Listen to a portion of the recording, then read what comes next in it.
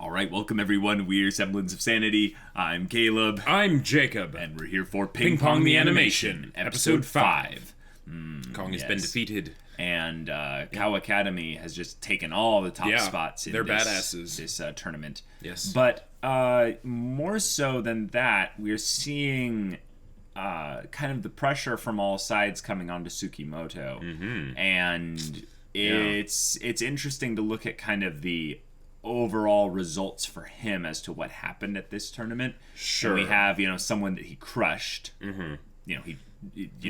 In a lot of ways, the whole thing we talked about previously about, this show about potentially being about losing. Dreams crushed and about losing, and how you handle it. Right.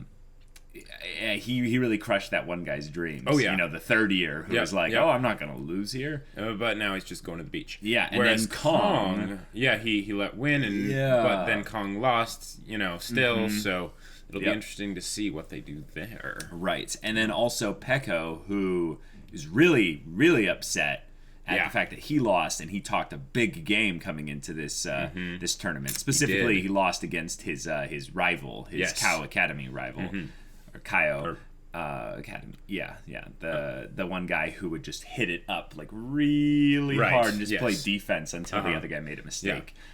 And and that's kind of a good thing for Peko, I think, because his character is one that's gotten on by his cocky bravado, right? Yeah, exactly, and his natural talent, I would say, but he might need to now work at the game. Exactly. Several players have been brought low by this in one way or another, so it'll be interesting to see how they handle that. Exactly. Yeah. So guys, we're excited. So without further ado, let's get into it.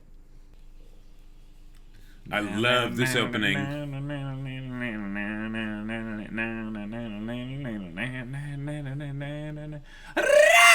Yes. Oh. Oh, wow. It's amazing. I love that guy. Which is funny because there's so much energy in this opening, yet the main character, Tsukimoto, has almost none. Yeah.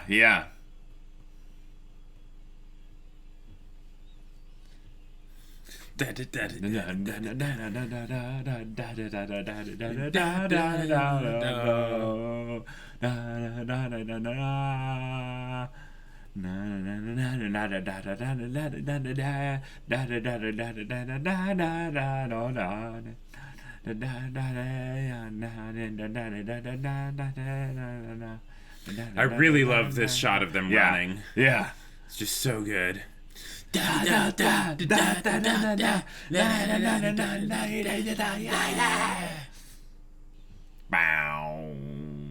こんにちは、さようなら、ありがとうございます。说的不错吧？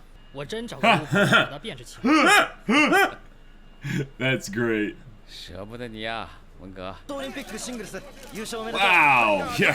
チーム全体の総合力は確実に低下しており、今後我々海洋学園高校が片瀬高校の月本選手レベルのプレイヤーが Whoa, dang, directly speaking. Yeah. They're like, who's that? Yeah. That's gotta feel like a huge, boof of shame for the other she is people for the at the school. commercials, right? Yeah. りゅうちゃんすごいね。お家？いや、まずジジに挨拶。 Oh wow, more than one そ word. っか、大変。世界の中心におじじがいるみたい。長くね。パラソルなしじゃ30分で黒焦げになっちゃうよ。ちょっと Who are 待 these って。 people? 何そ New れ characters, probably. すごい日々入って I るよ。 guess, yeah. 兄ちゃん、こっち。Wait, what? That's the guy. That's the ない guy. わよ。 Yeah. 海にも水が合わねえ Or my fabulous hair. ってみるか So it's all the characters that lost, I and it's guess. them basically dealing with this whole thing. Wow. そいつはうちに来るのか。 Oh. 必ず。お前が本当に海王のことを憂いてるのはわかんだけど、タイでボロ負けした連中はまだ立ち直っちゃいねえんだ。他校の選手ばかり気にしているってのはどうなんだ。 Yep. 申し訳ありません。風間呼び出しはクロートだね。で、その筆算メガネはうちに引き込む腹ばい。せやろな。Yeah. Oh. the little gift bags of candy that his mom gives him. Stuff, yeah. Aw. Coloring her hair because she's going gray, you know? Yeah. Oh, buddy. Oh, that's great. We just keep forgetting how young he is, actually. Right. Well, and the idea that he spent so much time away from home. Yeah. And now he probably feels like it's all been for nothing. Yep.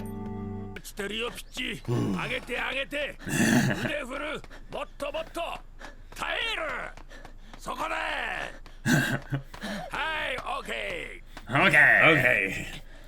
He's like a Mr. Miyagi, you know, cheered him on and stuff. Yeah, but they're not bringing it up to Koizumi. I get that. Oh, yeah, where basically nothing happens. Yep. Yeah, he's doing the training. He's doing the work. He's putting in the effort. Wow.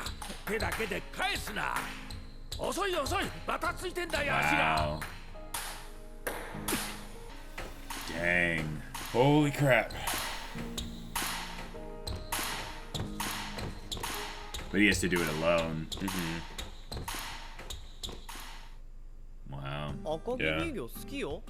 That's the guy that was at the beach. Yeah.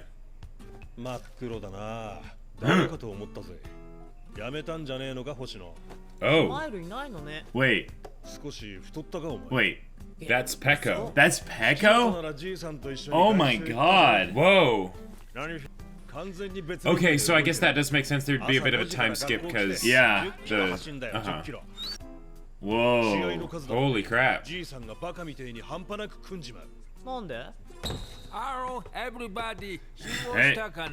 Alright.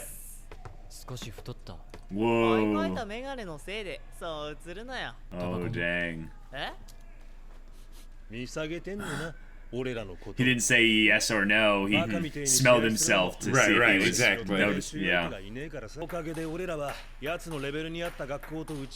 Oh dang. Hey, but you all could improve, you know. Yeah.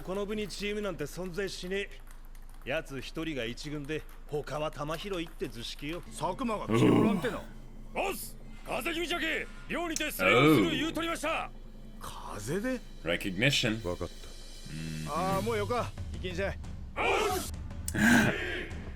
Awesome.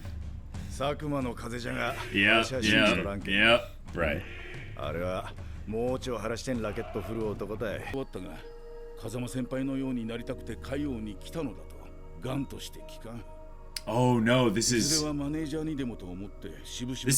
Sakuma. Oh dang. Whoa. Yeah. Oh, it is. Oh, that's rough. That is really rough, yeah.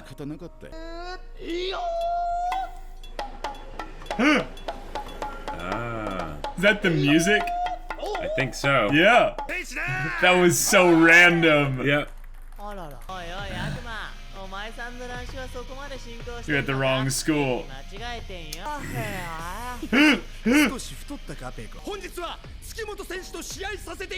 What if he just joins? What if he just joins?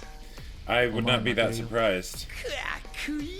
This is going to be interesting because in that time, has Tsukimoto changed with his desire to think about the feelings of others? We'll see. Nice. Oh, the moon. He might not even know about that. He's been so dedicated to his work ethic, you know? Oh my gosh. What a light tap. Okay. Dang. Wow. Holy crap.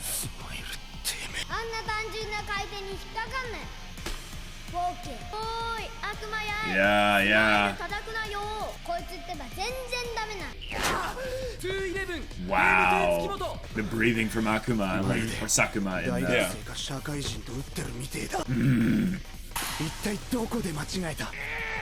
一体何につまずいた。 Oh, wow. マナブ君間違えた。 Oh, yeah. これからは目が And he worked so hard. 何につまずいた。この子は私と違って目がいいんだ。 Oh, that's rough. 俺高校晴れったらヨーロッパ行くかまよ。 Dang. Wow, that is a shot.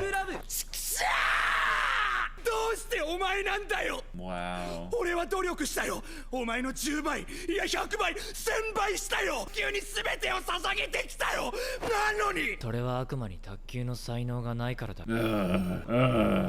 I hate that word. Me too. 単純にそれだけのことだよ。ふざけんな。そんなことあるわけ。試合続ける気ないなら帰ってほしい。僕もそれほど暇じゃない。 Jeez. That they showed Peko smoking while this was happening, like he wasn't even watching. ガキはどこに歩いた。うっせえ。 Oh, jeez. どこ見て歩きは褒めてくれんだよ。 Oh my gosh. Wow. 答えてくれよ。 Yeah. I love how they have the thorns on the words. Yeah. Oh, that's 悪い Peko. な Yeah. 行こう。してくれ Jeez. よ。 What an episode. Holy crap. Wow. There was so much going on. That was That was something. That was heavy. Heavy. And that was also dealing with a time skip. It was dealing with the time skip. It was dealing with Peko and actually kind of having already unraveled. Mm-hmm. He went through a very similar but different thing to Sakuma, but yeah. Oh man. Wow. In some ways, it's kind of interesting. I think, wasn't it Sakuma that defeated him? Uh-huh. And now Tsukimoto defeating Sakuma. Uh-huh. Yep. Yeah. Destroying Sakuma. Destroying. And this is something that I love that they brought up the skill, talent, hard work kind of, mishmash, the triangle of that, because that's just, yeah. Yep. It's the kind of thing that gets me fired up about any kind of, particular, I don't know, a particular thing, but, yeah. Wow. Ooh. Wow. This was incredible. The level of visual storytelling that they did in this episode was ridiculous. It was. Because there was all the actual storytelling that they did, right? That's like the obvious up and up, kind of stuff. But the fact that they started with Peko and we didn't even realize that it was Peko, because they didn't necessarily say that it was a time skip or anything like that. And he let his hair go. He let himself go in a lot of different ways, in physically, relationships, mentally, emotionally. And the way they introduced him as if he was a new character. Yeah. It's brilliant. And then you realize that no, this is actually Peko. Holy crap, that's amazing. Because he's completely different, right? And notice he didn't make any kind of like snarky quips, this episode. Nope. I think the closest was him saying, "Oh, it's your glasses that are that make you think I've gained weight." But oh man. Wow. Yeah, something in him died after that match. Yep. And it's not coming back. Yeah. It's really depressing. He's certainly not trying to make it come back. Yeah, it's not coming back at least anytime soon, because it'll take time to get out of this that he's in. And in some ways, the thing that would make him spring back would, in the short-term sense, would be winning a volleyball match. Volleyball. God, I keep doing this. A ping pong match against... Guys, just cut me some slack.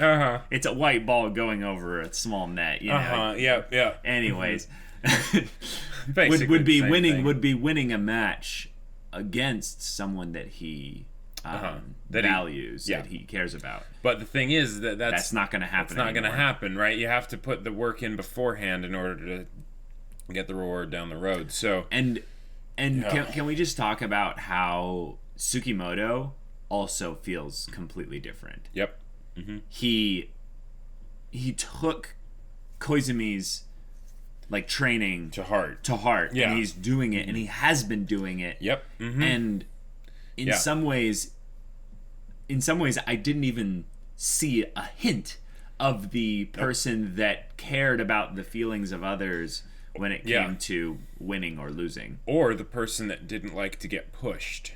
That's true. Because here's the thing, that I feel like this is another aspect of the visual storytelling that they did here by things that they didn't have in there. Totally. That otherwise would have, like, we would expect to be in there. Yeah. But the fact that he was just going along with everything that Mr. Koizumi was telling him to do, and like the whole thing of like, you know, let's go inside, you know, we don't want to catch a cold or something, like that's him, that's showing that he's basically thinking about this seriously, the exercise aspect, and okay, we're breathing hard right now, blah, blah, blah, let's move inside and things like that.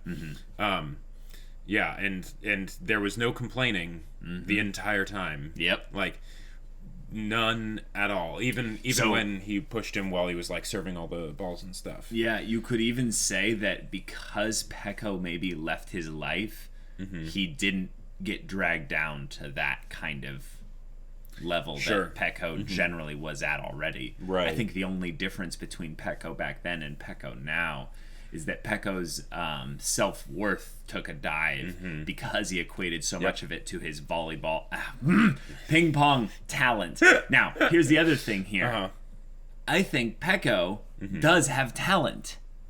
Yes. This is an example of where talent can't take you the whole way. That is the main thing I don't like about talent, is people equivocate sometimes too much that because someone has talent, they're going to beat anyone with, you know, hard work. Or they mistake hard work for talent. Exactly. And talent is a thing that exists. Talent is totally a thing that exists. I have a cousin who is running at national levels. Like national levels. There are things about the physiological aspect of my cousin that give them an insane advantage that other people wouldn't have necessarily. Now, talent takes you a percentage of the way, but it is less than 100%. Exactly. It is, I would say, even less than 50%. It is. Yeah, it's the thing that helps you. I would say talent is the thing that helps you learn faster. And it's also the thing that helps you identify where you should be devoting your energy. Right. Yeah, exactly. It's basically saying that your brain is naturally geared towards doing something. Or your body, or whatever, you know, brain-body connection, however it goes.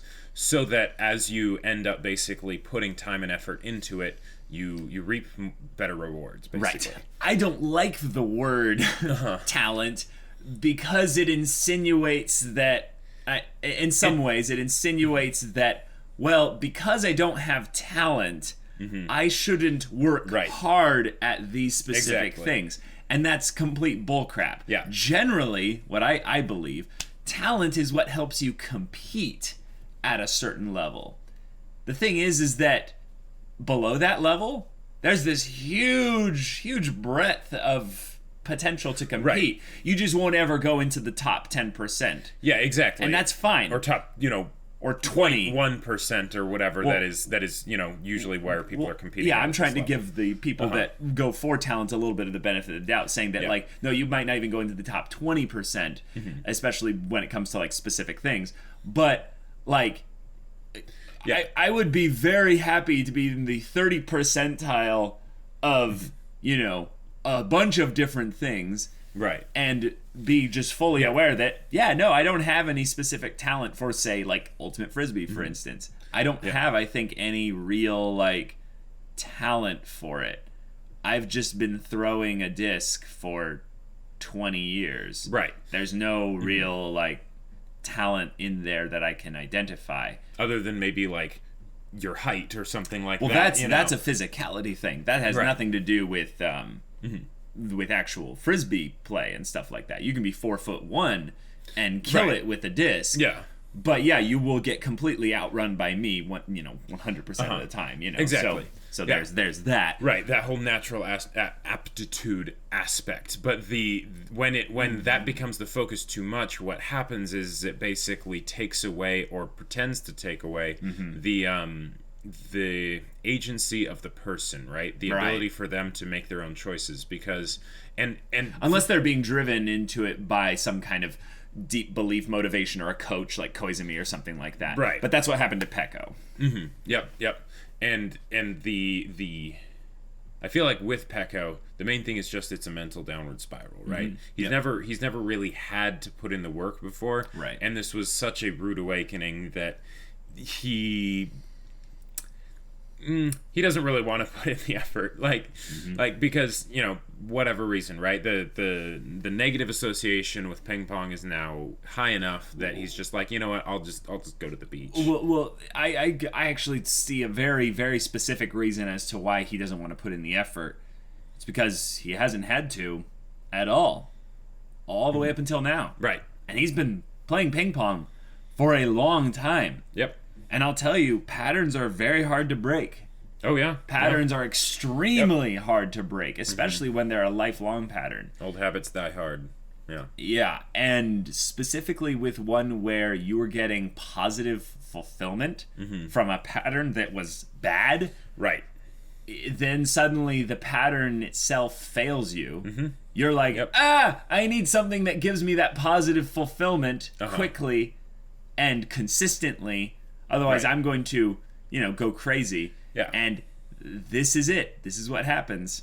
And this is something that I feel like in a lot of ways happens to a lot of us. I would say, take a sports player, for instance. I've heard so many stories about the sports player who gets the one injury. Oh, and then I could have made it to this. And the thing that's funny is that there are exceptions, of course. Almost every single injury I've heard from in this aspect, you do lose a lot. Let me tell you, you do lose, say, let's say you lose 5 years of being able to actually play safely. Right. And that could end your career. Right, yeah. But the funny thing is that a lot of these people then don't play the sport ever again at all. Right. Yeah. There was a lot of passion that brought them to playing that sport, say, at the high school level. Yep. But now they're 22, and they're like, all right, I missed my chance to get into the colleges and stuff. Right. Now I'll never touch the sport again. I wonder why that is. Yeah, maybe there was something about their fulfillment that they were getting from the sport, and it wasn't necessarily that they were getting their fulfillment from just the sport itself. It was how well they were doing at the sport. Sure, the way that other people talked about them when they did the thing and saying, oh, yeah, all the other associated things with it. Right. So losing and having those types of responses, I think we've all seen multiple versions and iterations of that in other areas, not just sports. But sports is one where I think it's pretty easy to identify. It's a lot more obvious, yeah. But writing is another really good example that I just see a lot of, because I took a creative writing class in back in the college days, right? And the teacher, you could tell they were someone that at one point was very passionate about writing. Because why else would they be in this position and stuff? But it was the one of the most heartrending things, because you could see how basically they had almost like a PTSD associated with just the idea of writing. Wow. So they would talk about how they were gonna do certain writing projects, assignments alongside us and stuff. Jeez. And they just wouldn't do them. And it wasn't like a thing of you know, it wasn't a thing of they're too busy. It was just a thing of no, they had so much basically negative association and just fear with this thing that they used to love, that they couldn't bring themselves to do it, even though they couldn't bring themselves to completely give it up, right? Because they were still teaching the writing class and all that, and they were still holding on to the idea that maybe they would write something, but they never did. Yeah. And that was one of the biggest wake-up calls to me of, holy crap, I need to make sure I actually do this and take it seriously, because I don't want this thing that I love to become something like that. Yeah. You don't want to be in love with a fantasy. You don't want to be in love with the idea of you doing something. Right. You need to love the... You need to love the do. The in and out, yeah. And this is the thing that I think that I've struggled with a lot, is there's an actual grind to everything that you want to attain in life. It's just a matter of time. It's just a matter of time. Yep. And the thing is, how much time are you willing to grind out for the things that you want? Now, the funny thing is that it is way easier to grind out for a small amount of time and it is for a long amount of time. It is also way easier to grind out for something that you actually love the doings of than it is for something that you know, actually don't like the doings of. That's why people say follow your dreams. Like, whatever it is you love to do most, do that, because it's not the fact that like your dreams will come true no matter what, right? No, it's not that. That's bogus. But it's basically saying that with other things, it will be, you know, to quote Rocky 5, I think, it will beat you to your knees and keep you there permanently if you let it. So if it's something, so you have to hold on to those things that basically give you energy to do them. The grind in and of itself is something that you would gladly do on its own, right? And you don't need to be, as Tsukimoto says, creepy and devote your life to it. Yeah. But this is something that you might have to, depending on what you want to, how far you want to take it. Exactly, and I think that's a part of just understanding what it is you really want. And unfortunately, like, let's be real, most of us, when we're Tsukimoto's or Pekko's or Sakuma's age, we have no idea what we want.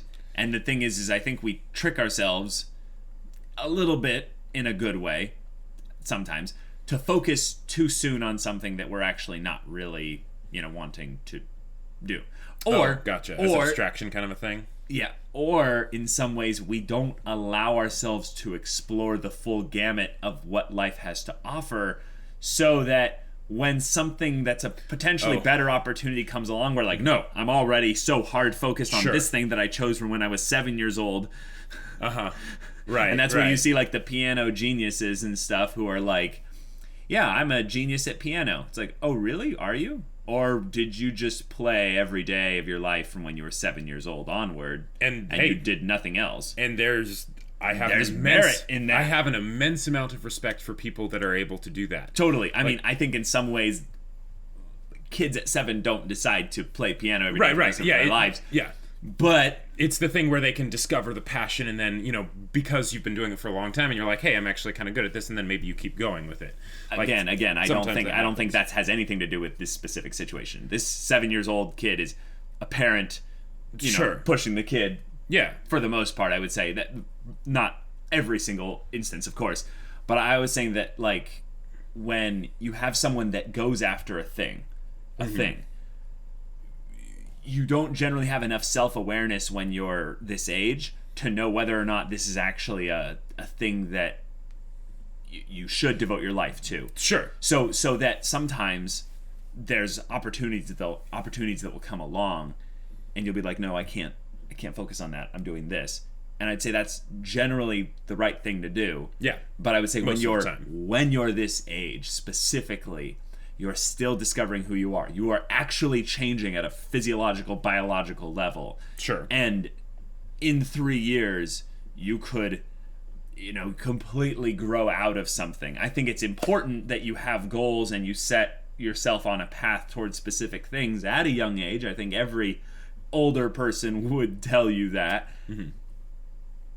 But I would say it doesn't remove the chances, or even lessen the chances, in my opinion, of things like this happening, like what happened here in these last few episodes of Ping Pong. With like Pekko, the guy that went to the beach. I love how they just showed him there. Sakuma, right. Yep. All these other people who, I would say, had a rude awakening. And they had to think about why do I really feel passionate about ping pong? And we know what Sakuma's is, and this I wanted to save this for last, but let's just go into it, unless you have something specific you want to add. Basically that with this whole story, it's excellent. However, there is an aspect of it that is, in a lot of ways, a fantasy. Not necessarily, because reality is stranger than fiction, and this does happen some of the time. But one of the things that I see this show setting up as a thing, because why not? It's a story, you can have it happen. That is not usually what happens in the real world. Is that you usually won't have a Koizumi, a Mr. Koizumi, that will come up to you and say, we're going to do this thing. I'm going to make you good at ping pong. I'm going to help you pursue this, something, right? Are you sure? Yeah, I'm pretty damn sure. I Sometimes it'll happen. Usually it's with the parents when you're at a young age and you don't have the mental discipline to actually choose something, and they sort of help you just do something and then you can choose later whether you want to. Well, they really just force you. They take away your choice. Yeah, but if you're 7, I know. That's what they're supposed to do. Well, don't touch a knife. Don't pick up knives. You'll get yourself hurt. No. I'm not talking about that. I'm talking about like the piano instance. No, but it's the same basic thing. Parents' job is to I gotcha. Be the choice for the kids until they can make the choices on their own. Totally. And what I'm saying is that in the case of something like Mr. Koizumi, a lot of times, I know I have done this myself, we romanticize the idea of this story because, if only someone like Mr. Koizumi were to come along and help me do that thing and basically be that kick in the butt and whatnot, and properly train me and stuff so that the time invested actually has a return, because a lot of times it doesn't, and a lot of times that's where people also mistake talent. It's just that they weren't training effectively, so that the time didn't bring any results. You're right. The thing is that most of the time, sometimes there are exceptions, but most of the time it's that you have to basically find a Mr. Koizumi, right? Yes. They don't find you, you find them. Yep. And then you have to basically, submit yourself to this program, right? Yes. I will say, though, it is not that rare, though. Based on personal experience, I've had 2 people come up to me on completely different things and basically do exactly what Koizumi did. Oh, yeah? But the thing is it's the parameters of Koizumi. It's not the actual act of Koizumi coming to you. Most of the time, I think we reject the Koizumis. Yes. I think actually the thing about the Koizumis is my point about the opportunities coming along. Is we're so focused on this thing, a Koizumi comes along and goes, opportunity, and we misjudge what it is. Right. We see it as potentially a distraction. We see it as potentially a thing that comes in and it's going to segue us from our goals. And I would say that I am like a 20% success rate, even though there are only 2. I'll explain why. Because the first one I completely ignored, and I now realize it. What it was then. The other one was one where I said yes, but I only half-assed the yes. Gotcha. And the person basically was like, all right, here, I'm going to just give this to you. I'm going to give you this opportunities. We're going to work on this. Here's the roadmap. Work it. And I was like, okay, yeah. And within a year, I basically stopped. Trying. Or not really stopped trying. I stopped taking the opportunities. And I think that's where you're right. The Koizumi person doesn't shove it. They don't go to your school and sit at your desk and be like, prep you lunches and stuff. No, what they will do, though, is they will come up to you and keep asking you questions like, you want this, do you want this, do you want this? And they'll get you to say yes enough that you're then self-sustaining, that you're then basically there and they're basically kind of shadowing you. And that's in the best case scenarios. That is I would say one of the better case scenarios. Not the absolute best, obviously, but usually, like, if you've got someone that will be persistent like that with you, then that's awesome. Because but I was also going to say, like, I think that, like, my cousin, for instance, the running at national level stuff there, there was the raw ability that came before the person came in, the super coach basically came in and noticed that and was like, okay, I'm going to train you. Right. So in some ways, you do find them, but sometimes what you bring to the table and your willingness to express what you bring to the table attracts them. So it is a mixture. Yeah. It is more, I would say, about 80%. It's like 80-20. It's like 80% you doing the work to attract them and grab them and bring them. And then eventually they will come. Yeah. Yeah, and then there is that 20% where it's like, okay, they then bring all what they have to the table, but you need to get the ball rolling, for instance. There was a statistic, and I don't know how accurate this is, but it was basically the idea that over the course of the average person's life, they will have 3 different opportunities that are like big opportunities, right?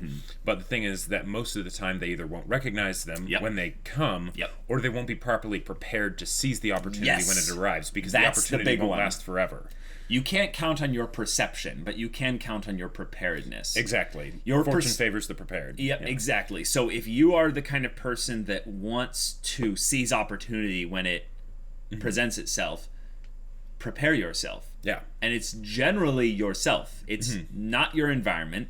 Right. It's not all this other stuff. Although setting up an environment like Kao Academy certainly helps. But that you get to Kao Academy because how you treat yourself. Right. You get to those kinds of environments because your internal reality dictates your external reality. Yeah. And that's, I would say, also in and of itself a debated concept.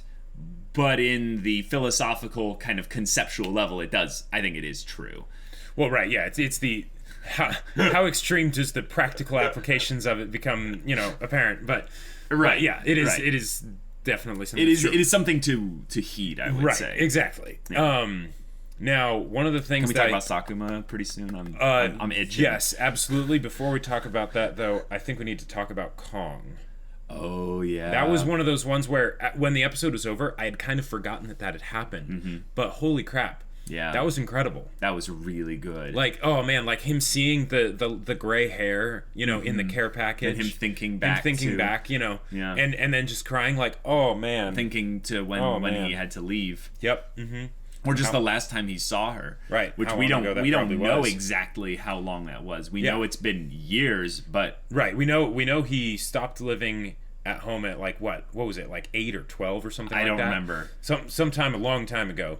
But is this the kind of thing where I don't know, forgive my ignorance, but in China, isn't there a specific thing where if you show essentially talent in a specific area, the state essentially will conscript you to basically live as one of those, like sure, or at least the idea that the idea of leaving home to go to the other environment where you develop that skill. Exactly. And yeah.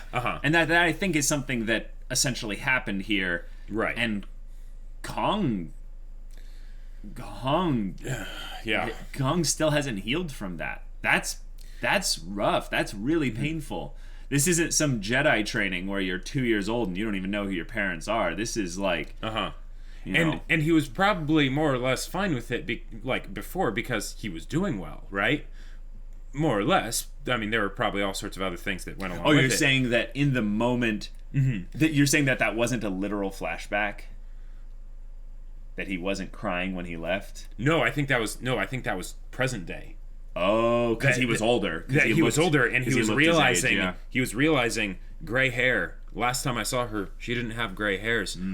Oh my God, I've like, do I even know my own mother anymore? Like all this time has passed, and I've dedicated it to this thing, and I failed. Right. And now it's all gone. In that time, I won't get back. Yeah. And all I really have to remember my mother, over the course of these years are the care packages, right? All the candy and stuff that she gets from the factory. Yeah, and it's just that's heavy. That's so heavy. That's so heavy. Like in some ways, the only reason why I feel like I haven't actually just started crying is because Kong as a person, you can see that he's going to grow. Like he's going to go through an arc. Or at least you're hoping. You're like, this isn't the end, buddy. Yeah, and the idea that he's alone though in all of this, that's like that part tough. where Tsukimoto and Koizumi were training and stuff, and then it shows Kong with the machine, he just has the machine, and it's in some ways that's kind of something that I want the Kong Tsukimoto let's train together. Yep. But it can't happen because Tsukimoto's already surpassed Kong.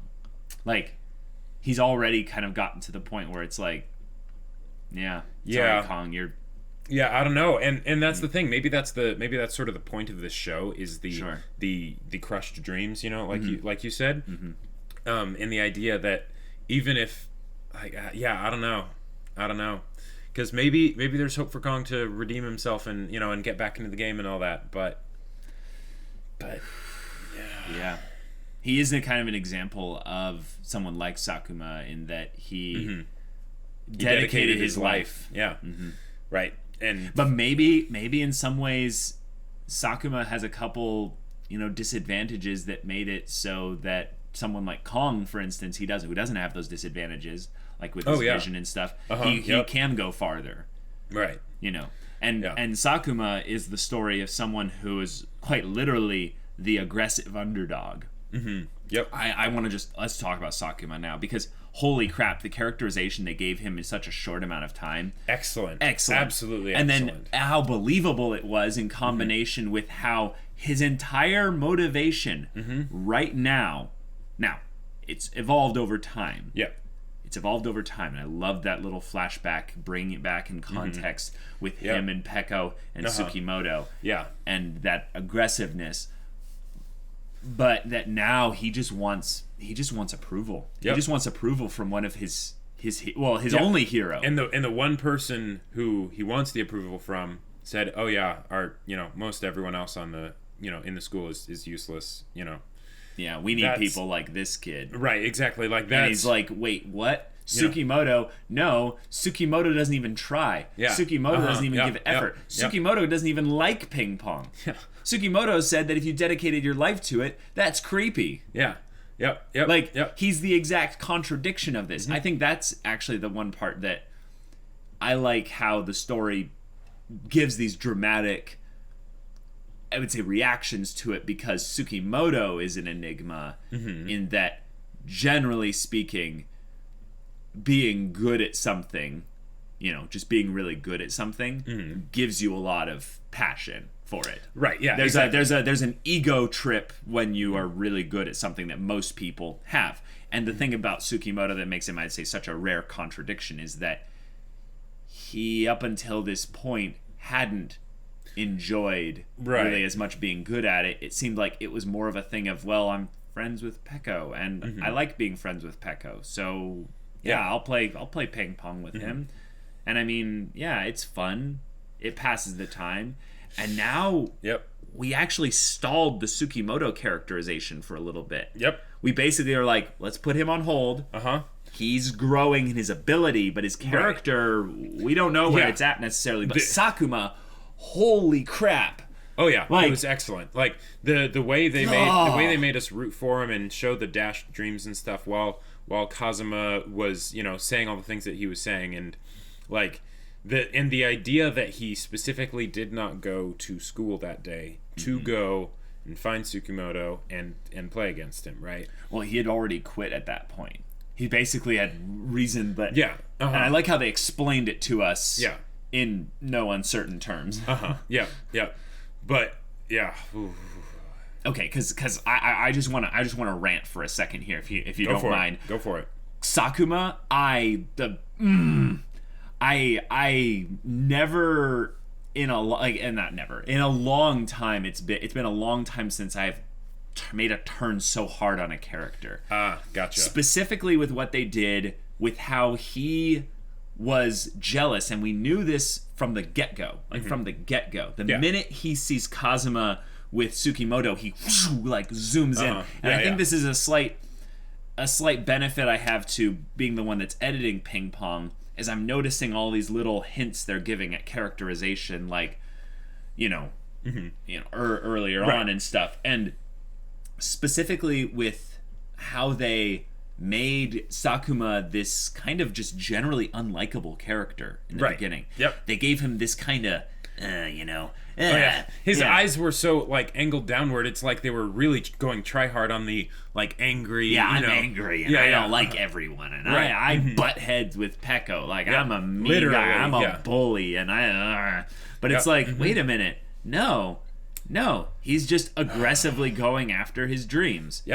And then it didn't work. Yeah. And also his coach, essentially, his captain, his senpai, his hero, Kazuma. It's good for at least for me to remind myself that he is the captain, but not actually the coach. Coach. He basically threw his entire team under the bus. Emotionally and mentally. Psychologically, in order to attract one person.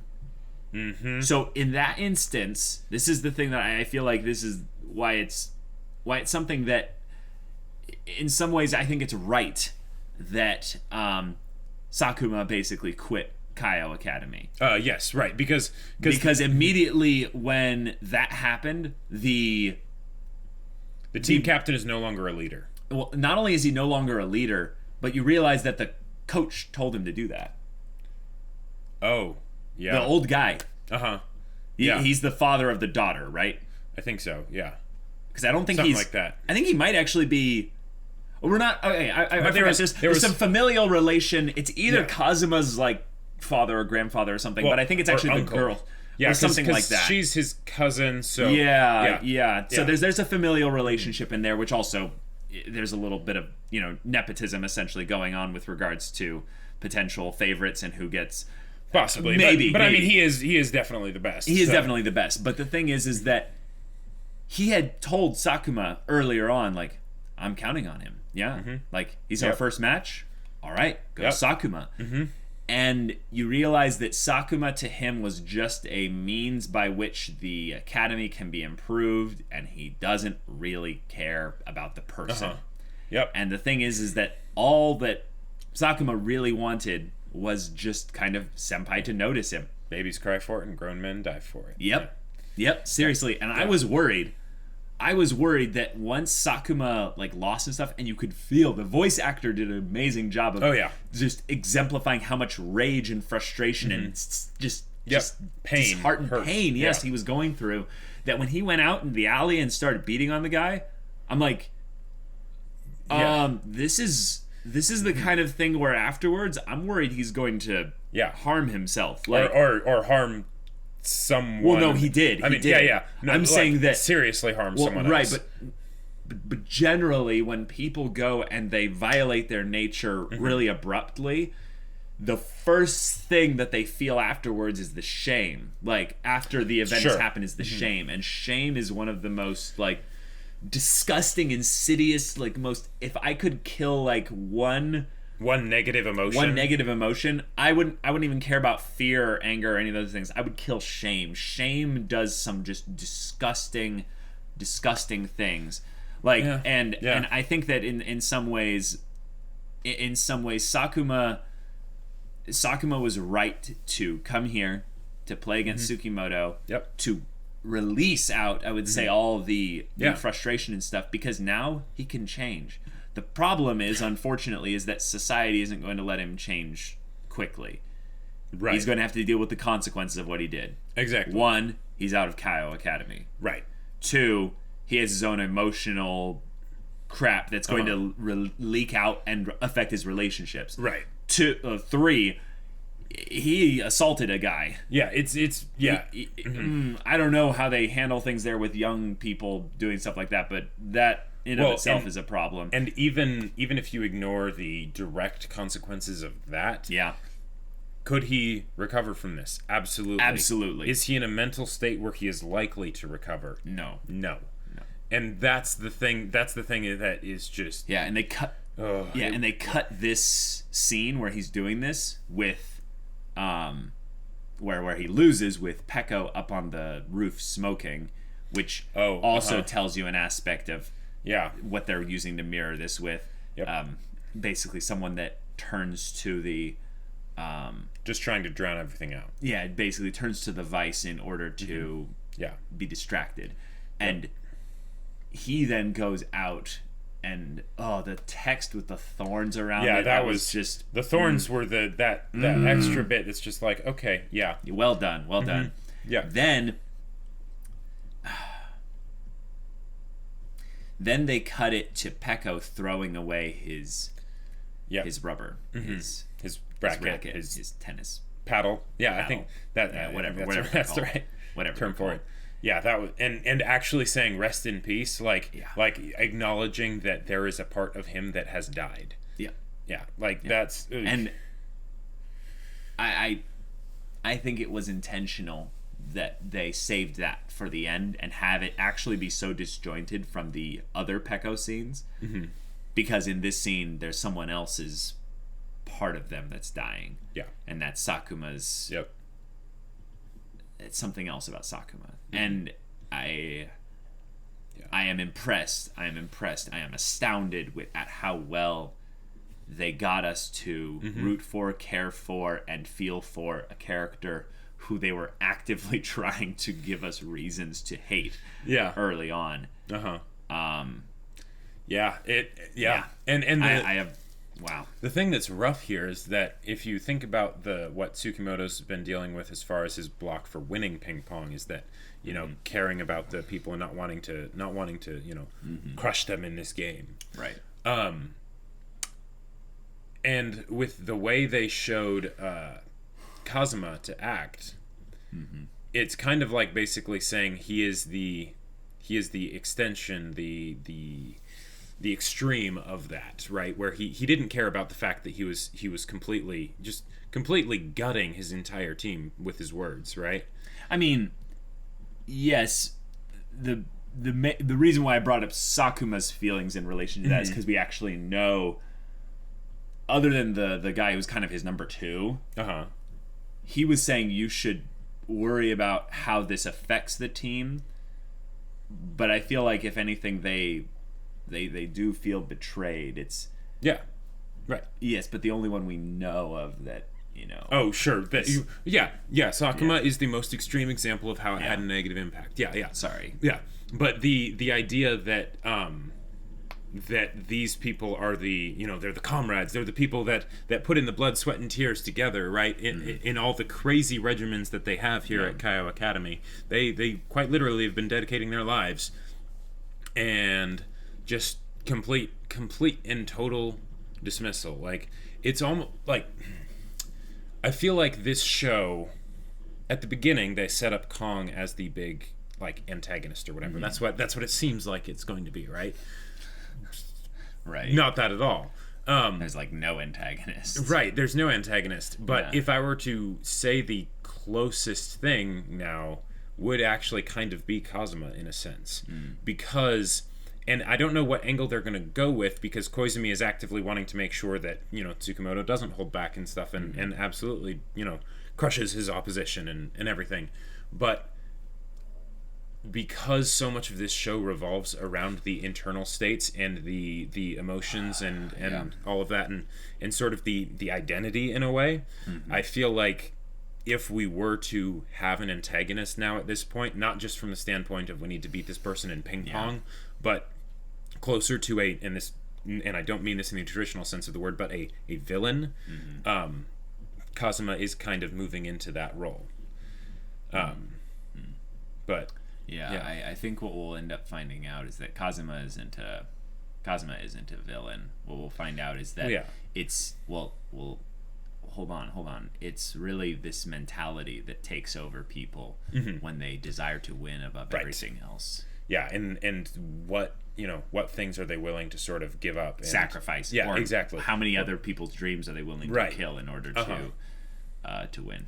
Yeah, and there's more than just the idea of like, oh, well, you beat them, therefore their dreams are crushed. No, it's more than that. Yeah. But hey, guys, this is all one episode of Ping Pong. Yeah, this was an incredible episode. I am so excited to see what happens next. Same. We're not even halfway through the show. Like, we're about to be, though, and that's pretty impressive, just with how much story they've covered. So, guys, if you want to see the next episode's reaction right now, go check out the link in the description below for our Patreon. You can get early access there. You can watch full-length reactions there. All this comes with Discord access, where you can chat with us about stories, about non-spoilery ping pong stuff, or whatever. Anything that interests you, we'll see you there. But until then, we're Semblance of Sanity. I'm Caleb. I'm Jacob. And we'll see you all next time.